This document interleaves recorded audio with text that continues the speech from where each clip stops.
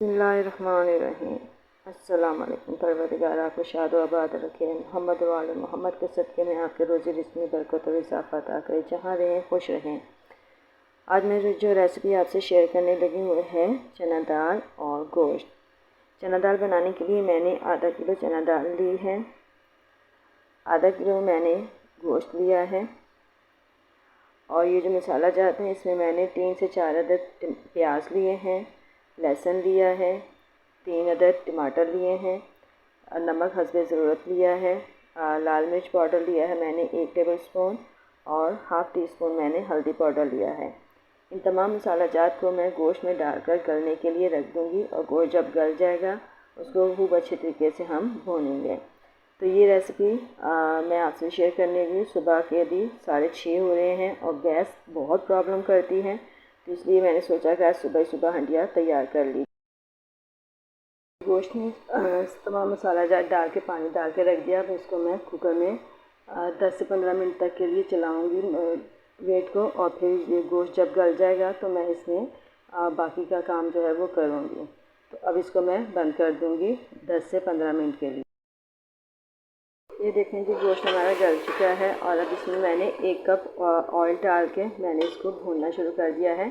आप अपनी मर्ज़ी के मुताबिक ऑयल डाल सकते हैं, चाहे कम डालें या ज़्यादा डालें, लेकिन मैंने यहाँ पे 1 कप डाला है क्योंकि दाल है तो इसलिए यहाँ पे ऑयल ज़्यादा, जो गोश्त में चर्बी भी कुछ थोड़ी सी तो उसका भी ऑयल होगा, इसलिए अब मैं इसको भून रही हूँ। और इस स्टेज के ऊपर साथ ही मैं ये 1 टेबल स्पून जो है वो कोरमा मसाला का भी इसमें शामिल करूँगी।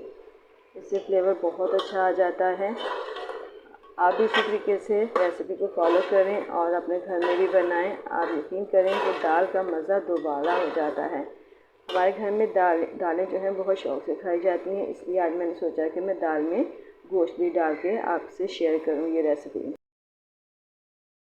देखिए जी गोश्त हमारा माशाल्लाह से बहुत अच्छे तरीके से भुन गया है, ऑयल अलग हो गया है। तो इस स्टेज के ऊपर मैं यहाँ पर दाल शामिल कर दूँगी और साथ में ही पानी भी शामिल कर दूँगी ताकि दाल और गोश्त दोनों यकजा होकर गल जाए।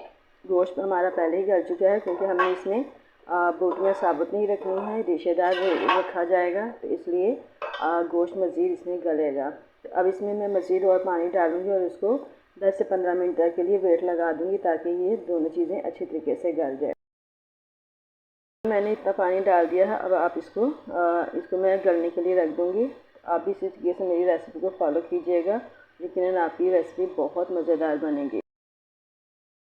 देखें जी माशाल्लाह से दाल और गोश्त दोनों जो हैं वो तैयार हो चुके हैं। अब इस स्टेज पे मैं इसको मैश करूँगी क्योंकि ये साबुत दाल और ये गोश्त इस तरीके से अच्छे नहीं लगते हैं, तो मैं इनको ये मैशर से मैश कर लूँगी और आप देखिएगा कि ये दाल किस तरीके से बनेगी।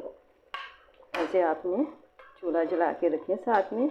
और ये पानी जो है इसमें पानी बिल्कुल सही है, इसको इतनी ही मिकदार में रखना था। तो ये इस तरीके से ये बहुत अच्छे तरीके से ये दाल जो है ना ज़्यादा पतली होगी और ना ज़्यादा ठीक होगी।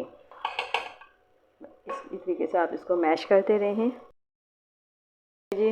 माशाल्लाह से दाल तैयार हो चुकी है। यकीनन आपको मेरी ये रेसिपी पसंद आई होगी और मेरी रेसिपी आपको पसंद आई तो लाइक करें, शेयर करें और मेरे चैनल को सब्सक्राइब ज़रूर कीजिएगा और इसी तरीके से मेरी रेसिपी को फॉलो करें।